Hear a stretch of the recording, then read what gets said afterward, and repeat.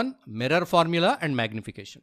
The mirror formula is a fundamental equation used in optics to relate the object distance, the image distance, and the focal length of a spherical mirror, either concave or convex.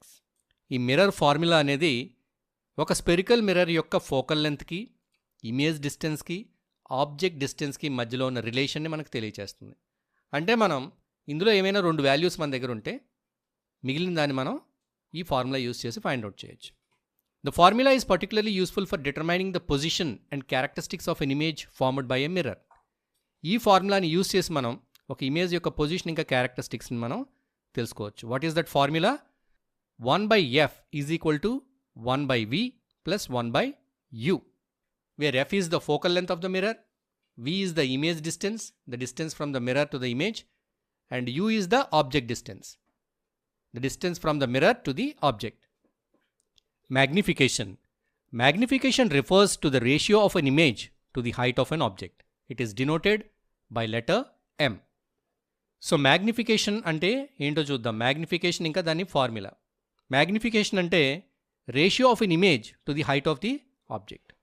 ఆబ్జెక్ట్కి ఇమేజ్కి మధ్యలో ఉన్న height difference యొక్క రేషియోని మనం magnification అంటాం. దీన్ని మనం mతో denote చేస్తున్నాం. Now let us see what is the formula for this magnification.